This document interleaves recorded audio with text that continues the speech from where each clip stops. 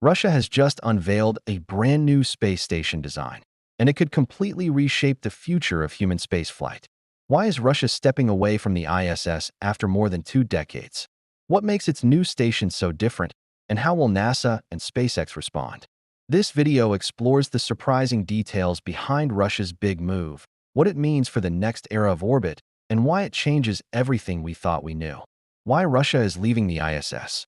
Russia's decision to separate from the ISS marks the first major break in international space cooperation in over 2 decades, and understanding this move is essential to understanding what happens next.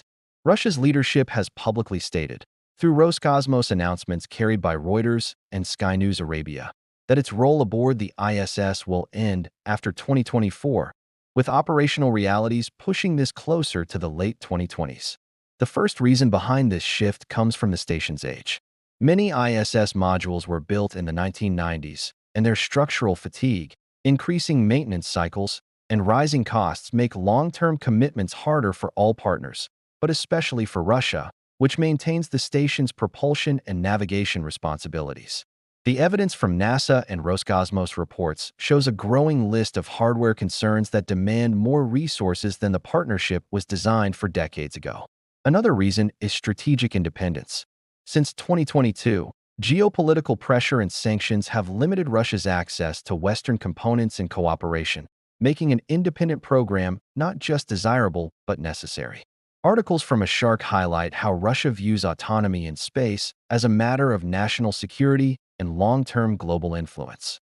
By building its own station, Russia ensures control over mission schedules, crew rotations, and research priorities without depending on international consensus. This shift echoes earlier patterns in space history, where major powers eventually pivot to self-reliance once foundational partnerships have served their purpose. This matters because Russia has played an integral role in ISS operations. Its departure forces NASA and partners to rethink how the station can operate without Russian propulsion support, accelerating the transition toward commercial U.S. stations. The link to the next section is clear. Russia isn't simply leaving something old. It's preparing something entirely new. Inside Russia's new ROS space station. Russia's new Russian Orbital Service Station, ROS, is more than a political announcement. It's a concrete blueprint for a next-generation orbital outpost designed for a post-ISS era. Reuters confirmed that Roscosmos unveiled a physical mock-up of the station, demonstrating that this is not theoretical but in active development. The first phase centers on a science and power module planned for launch around 2027, while additional modules, including a hub and node section, would follow to create a compact, flexible station that Russia fully controls. This is not an ISS replacement. It is a different concept entirely. One of the station's most distinctive features is its planned orbit. Unlike the ISS's low-inclination path optimized for international collaboration, ROS will operate in a high-inclination orbit, giving Russia superior visibility over northern latitudes. This positioning allows improved Earth observation over Russia's vast Arctic and Siberian regions, areas increasingly important for climate monitoring, resource management, and national security. This orbital choice is supported by statements from Russian officials and regional media outlets, which emphasize the Arctic's economic and strategic value. What makes ROS technically compelling is its modularity and upgrade potential. Instead of the massive, interconnected structure of the ISS, ROS intends to adopt a smaller, more maintainable design that can be refreshed with new modules as technology evolves. This directly addresses the ISS's limitation. Once a module becomes outdated, replacing it is extremely complex. By keeping the new station compact, Russia aims for sustainability rather than scale. Evidence from Roscosmos shows that the station can operate both crewed and uncrewed, giving flexibility in periods of reduced funding or during upgrades. ROS is also expected to provide microgravity environments for research, although likely at a smaller scale than the ISS. Its purpose leans more toward targeted experiments, Earth observation, and potential commercial work rather than broad international science. The section naturally leads us toward an important question. If Russia is moving forward with ROS, what does NASA do next? NASA and SpaceX response and the future of LEO. Russia's exit from the ISS forces the United States to accelerate its own long-term strategy. transitioning low Earth orbit operations from government-run stations to commercially operated ones.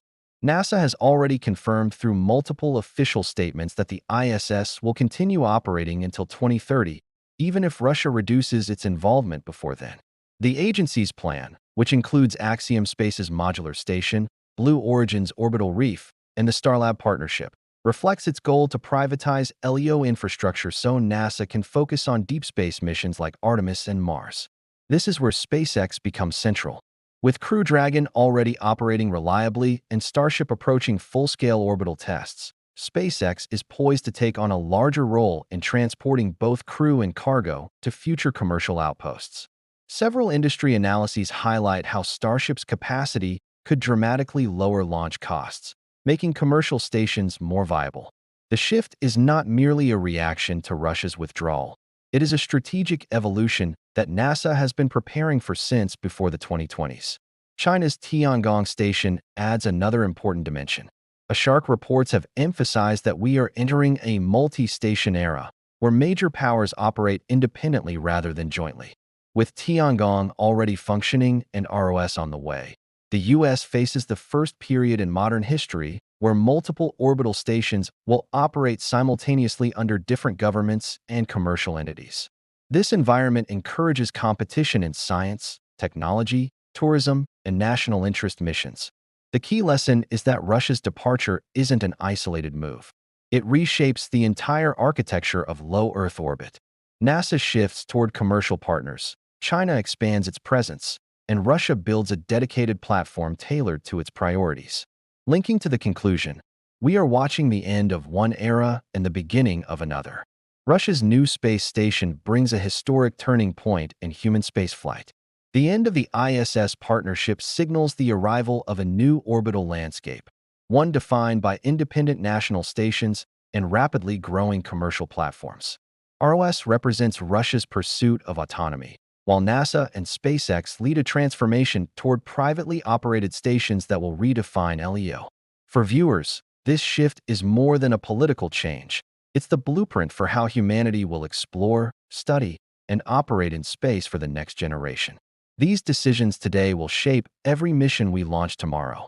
Thank you for watching. If you like this video, please don't forget to like, share, and subscribe for more space updates. Your support means the world and keeps our journey going.